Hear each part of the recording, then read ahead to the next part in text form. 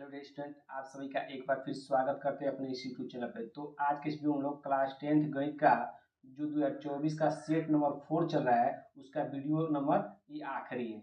इसके पीछे मैंने इसका 6 वीडियो दे चुका है, 6 लेक्चर आपको दे चुका है। यदि अभी तक आपने वीडियो को नहीं देखा है तो वीडियो को जाकर जरूर देख लीजिएगा। इस वीडियो में आपका सेट 4 पूरी तरह से कंप्लीट हो जाएगा। अगले वीडियो में हम लोग सेट 5 को स्टार्ट करेंगे, ठीक है। यदि इस वीडियो को पहली बार देख रहे हैं तो वीडियो को लाइक कीजिएगा और चैनल सब्सक्राइब जरूर कीजिएगा और सपोर्ट बिल्कुल कीजिएगा, ठीक है। चलिए प्रश्न को स्टार्ट करते हैं। हम आपको बता दें कि यदि आप 2025 का एग्जाम देने वाले हैं, अगर आपको सभी सब्जेक्ट में अच्छा नंबर लाना है तो आप हमारे चैनल में प्लेलिस्ट बने हुए हैं, मोस्ट इंपोर्टेंट चैप्टर वाइज हर सब्जेक्ट का, उसको जाकर देख लीजिए और 90+ उस वीडियो से जरूर मिल जाएगा, ठीक है।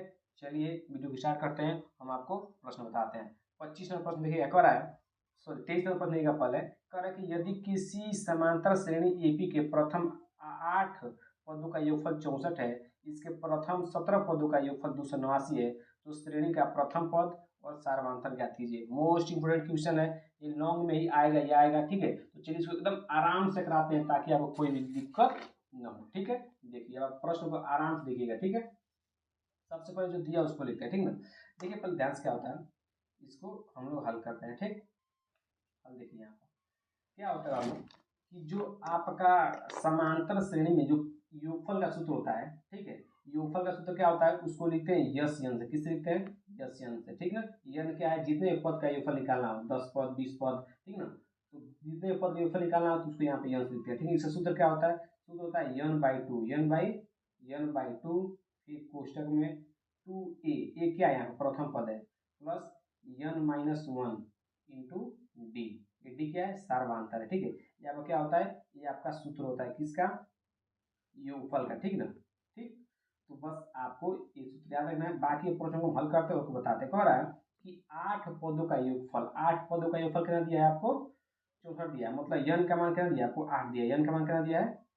8 दिया है, ठीक। अब कह रहा है 8 पदों का योगफल, तो योगफल कितना दिया है? 64। तो इस सूत्र पर रखिए 64 इक्वल टू यन का मान कितना दिया है? 8, 8/2, ठीक। 2 ए का मान निकालना है प्रथम पद का, प्लस यन का मान कितना दिया है? 8, 8-1 इंटू डी का मान निकालना है, इसको ऐसे लिख दिया, ठीक ना। देखिए ये जो सूत्र होता है ये पदों का योगफल का सूत्र होता है, ठीक ना। तो कह रहा है 8 पदों का योगफल, मतलब यस 8 कितना दिया है? 64। तो यस 8 एक में रख दिया 64। यन का मान 8 दिया है क्योंकि 8 पद का है ना, तो यन का मान 8, 8/2, 2a, ए आप क्या है? प्रथम पद है, उसको सेम टू सेम दिया। यन का मान कितना दिया? 8 दिया, 8 रख दिया। डी आपको निकालना, इसको रख दिया, ठीक है। अब बस इसको सॉल्व कीजिए, समीकरण 1 बना लीजिए यहाँ से, ठीक है। जब काटेंगे तो 8 ही का 64 और ये 2 किस में है? भाग में, किस में? गुणा में। 8 गुणा कितना हो जाएगा? 16। तो यहाँ 16 कितना हो जाएगा? 16, ठीक है। यहाँ पर बराबर चिन्ह, ठीक। 16 इक्वल टू यहाँ बचेगा 2a प्लस 8 में से 1 जाए 7 और 7 में डी गुणा करेंगे तो 7d। यहाँ से आपका समीकरण लिख लीजिए 2a plus 7d equal to 16, समीकरण 1। यहाँ से एक समीकरण बन गया। अब दूसरा पढ़िए, कह रहा है कि 17 पदों का योगफल, ठीक है। आप पढ़िएगा 17 पदों का योगफल मतलब यस 17 मतलब यस 17 का मान कितना दिया आपको? 289, ठीक। यन/2 मतलब यन का मान कितना दिया है? 17 दिया है। यन का मान क्या लेंगे आप? 17, ठीक है। 17/2, ठीक। 2a प्लस 17-1 इंटू डी, ठीक हो गया। देखिए 17 से काटेंगे 17 पर कट जाएगा और ये भाग में देखेंगे गुणा में, 17 गुना कितना जाएगा? 34, ठीक। इधर क्या बचेगा? 2a प्लस 16d, 17 से 16 डी के 16, ठीक है। इसको थोड़ा लिख लीजिए इस तरह, 2a प्लस 16d बराबर 34, समीकरण नंबर 2। अब इस समीकरण को आप सॉल्व करिएगा, दोनों समीकरण जब आप सॉल्व करेंगे तो आपको a और d का मान मिल जाएगा, ठीक है। कैसे हल करते हैं? आपने पढ़ा हुआ चैप्टर 3 में एक होता है विलोपन विधि। किस वजह से? विलोपन विधि से। किस वजह से? विलोपन विधि से। विलोपन विधि क्या होता है कि कोई एक पद को, इसमें किसी एक पद को क्या कीजिए आप? गायब कर दीजिए, ठीक ना। या तो ए वाले पद को गायब कर दीजिए या डी वाले पद को गायब कर दीजिए, ठीक ना। तो कैसे करते हैं ध्यान से देखिए। समीकरण 1 व 2 क्या कर दीजिए? घटा दीजिए। समीकरण 1 और 2 घटा दीजिए। यहाँ पर 2a plus 7d equal to 16 और 2a plus 16d equal to 34, ठीक। अब समीकरण 1 और 2 क्या करें? घटाने पड़ो। जब भी घटाते हैं चिन्ह बदलता है, यहाँ प्लस यहाँ माइनस, यहाँ प्लस यहाँ माइनस, यहाँ प्लस यहाँ माइनस, पहला पद कट गया, ठीक। अब घटाएंगे तो कितना जाएगा? यहाँ पर आएगा कितना का आएगा? 9 आएगा। कितना आएगा? 9। माइनस का 9 आ जाएगा 9D। यहाँ से घटाएंगे कितना आ जाएगा, आपका आएगा माइनस का 18। ठीक, यहाँ से माइनस कट गया और डी का मान कितना आ जाएगा 18/9 काट देंगे आ जाएगा 2। तो डी का मान यहाँ से कितना आ गया 2 का मान, यहाँ डी का मान यहाँ से आ गया 2। ठीक, कोई दिक्कत नहीं होती है। अब यहाँ से आपको ए का भी मान निकालना है, तो डी का मान क्या रखिए, समीकरण 1 या 2 में रख दीजिए, डी का मान निकल जाएगा। ठीक है, तो देखिए 2a समीकरण 1 में रखते हैं। ठीक, 2a प्लस 7 इंटू डी का मान 2 इक्वल टू 16। 2a प्लस 7 गुना 14 इक्वल टू 16।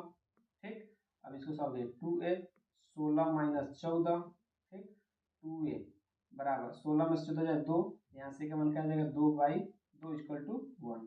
यहाँ से का मान क्या आ गया 1। बस आपको ये पूछा था प्रथम पद, ये मतलब क्या होता है प्रथम पद, और डी मतलब क्या होता है सार्वधातुक। तो आपसे यही प्रश्न में पूछा था, क्या पूछा था, ध्यान से बोलिएगा, क्या पूछा था आपसे कि प्रथम पद और सार्वधातुक ज्ञात कीजिए। ठीक ना, तीसरा आपका हो गया, कुछ नहीं किया है, कह रहा था कि 8 पदों का योगफल, मतलब यस 8 का मान क्या था 64 और यस 17 का मान क्या था 289। बस समीकरण हमने रख दिया है, सॉल्व किया, आपका आंसर आ गया। ठीक ना, आशा करते हैं कि सभी प्रश्न आपको एकदम अच्छे समझ में आ रहे होंगे। ठीक है, चलिए सर हम अगला प्रश्न करते हैं, जो 24 नंबर प्रश्न है। ठीक है, इसमें आठों को एक ही करना था। ठीक है, लेकिन ये वाला इंपॉर्टेंट था इसलिए मैं इसको करा दिया। ठीक है, और बढ़ते हैं 24 नंबर प्रश्न, जो मोस्ट इंपोर्टेंट क्वेश्चन है 24 नंबर। कह रहा है कि एक गोलाकार कांच के बर्तन, एक गोलाकार कांच के बर्तन की एक बेलन के आकार की गर्दन है, किसके आकार के है, गर्दन आकार की है। ठीक है, जिसकी लंबाई 7 सेमी तथा व्यास 2 सेमी है, जबकि गोलाकार भाग का व्यास 8.4 सेमी है। ज्ञात कीजिए कि बर्तन में कितना पानी भरा जा सकता है, मतलब बर्तन की आपको आयतन ज्ञात करना है। प्रश्न क्या कर रहा है, मैं आपको डायग्राम को समझाता हूँ, कोई दिक्कत नहीं होगा। ठीक है, चलिए देखिए ध्यान से, क्या कह रहा है बाबू कि एक बर्तन कोई बना, ठीक है, वो जो बर्तन बना है बाबू, वो जो बर्तन बना है वो क्या है, उसका जो गला है ऊपर का वो किस आकार का है, बेलन आकार का है। ठीक है, इस तरह। ठीक है,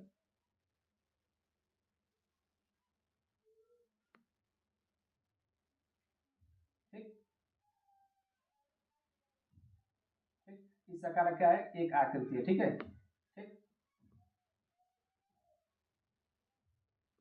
ठीक, इस प्रकार का एक आकृति है। ठीक है, जो इसका गर्दन है एक किस आकार का है, बेलनाकार की है, जिसकी लंबाई कितनी दी है, इसकी लंबाई दी है 7 सेमी। ठीक, और इसकी जो व्यास है, इसकी जो व्यास है, टोटल व्यास कितनी दिया है, व्यास आपको दिया है, आपको प्रश्न में कितना दिया है 2 सेमी। तो इसकी त्रिज्या कितनी हो जाएगी, एक त्रिज्या कितनी हो जाएगी, एक किसका, इस बेलनाकार का। ठीक है ना, और इसका जो व्यास है, इसका जो टोटल व्यास है, ये व्यास कितना दिया 8.4, इसकी त्रिज्या कितनी हो जाएगी, इसकी त्रिज्या कितनी हो जाएगी 4.2।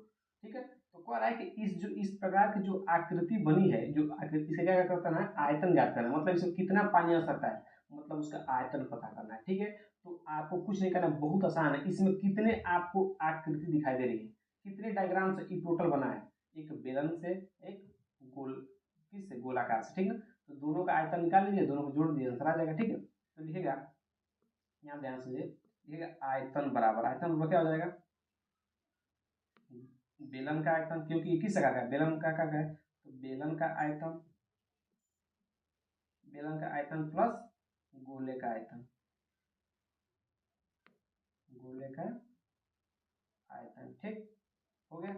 बेलन का आयतन सूत्र क्या होता है, बेलन का आयतन सूत्र होता है πr² h प्लस गोले का आयतन सूत्र होता है 4/3 πr²h, ये आपका सूत्र होता है।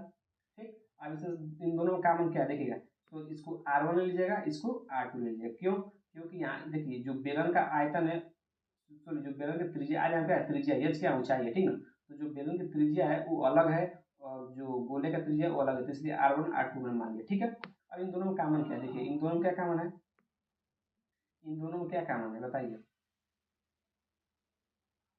इन दोनों में क्या कॉमन है, इन दोनों में बताइए, इन दोनों में क्या कॉमन है। ठीक है, इन दोनों में आप देखिए, इसमें भी पाई है, इसमें भी पाई है, इसमें भी एच है और इसमें भी एच है, तो कॉमन लीजिए। ठीक ना, पाई एच क्या कर लीजिए, कॉमन लीजिए, यहाँ बचेगा R1 का स्क्वायर प्लस 4/3 R2 का होल स्क्वायर। ठीक, अब बस मान रखिए, पाई के मान 22/7, ऊंचाई 7, R1 मतलब R1 किसको माने हैं, बेलन की त्रिज्या, तो बेलन की त्रिज्या कितना दिया है, एक, तो एक का स्क्वायर एक ही हो जाएगा, प्लस 4/3 इंटू ये R2 किसकी त्रिज्या है, गोले का, गोले की त्रिज्या कितना दिया है 4.2 इंटू 4.2।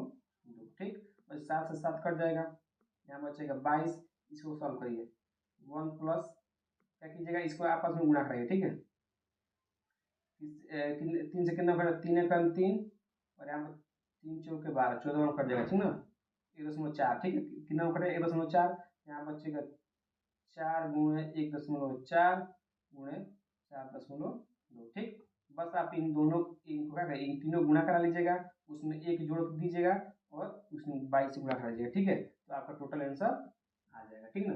बहुत आसान है, कुछ नहीं किया हो। इसको हम डायग्राम बनाए हैं और डायग्राम में आपको कितने कितने चीज़ों से डायग्राम बनाया है, एक बेलन से, एक गोले से, ठीक ना। तो बेलन की त्रिज्या होती है, सॉरी बेलन का जो आयतन होता है पाई आर स्क्वायर एच होता है, प्लस गोले का आयतन क्या होता है, गोले का आयतन होता है 4/3 पाई आर स्क्वायर एच, ठीक है। इन दोनों का कामन क्या था, कामन यहाँ भी पाई था, यहाँ भी पाई था, पाई कामन ले लिया, यहाँ भी एच था, यहाँ भी एच था, एच कामन ले लिया, ठीक।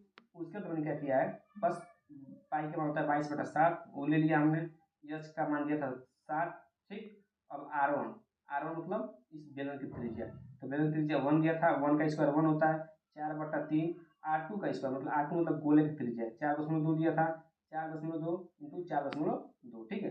अब क्या किया, इसको कटा है जो काट दिए, बाकी ये बचा आपका, ठीक है। 1 + 4 इंटू 1.4 गुणे 4.2, इन सब का गुणा कराइएगा, एक जोड़िएगा, ठीक है। इसका आंसर कितना है मैं बता देता हूँ, ठीक है। जब इसको आप सॉल्व करेंगे तो 332.464 सेंटीमीटर क्यूब आ जाएगा, ठीक ना। ये आपका आ जाएगा आंसर हो जाएगा, ठीक ना। बस आप इसको खुद सॉल्व कर लीजिएगा, ठीक है, आपको इतना आना चाहिए, ठीक है। तो चलिए इस तरह अगला प्रश्न क्या है, अगला प्रश्न जो दिया बाबू, ये जो प्रश्न है आपके एग्जाम इस बार एनसीईआरटी से निकाल दिए गए, ठीक है। तो इन दोनों को रन देते हैं, ठीक है। बाकी जो दिया है उसको मैंने करा दिया, ठीक है। इसी तरह आपका 4 जो चौथा सेट था वो भी पूरी तरह से कंप्लीट हो गया, ठीक है। अब हम मिलेंगे अगले वीडियो में, सेट 5 को स्टार्ट करेंगे। इसी तरह मैं 2024 के सातों सेट को करा दूंगा, ताकि आपका मैथ में एक भी नंबर नहीं कटेगा, ठीक है। तो इसको सॉल्व कर लीजिएगा आप लोग, और मिलते हैं हम अगले वीडियो में। वीडियो अच्छा लगा तो वीडियो को लाइक और सब्सक्राइब जरूर कीजिए।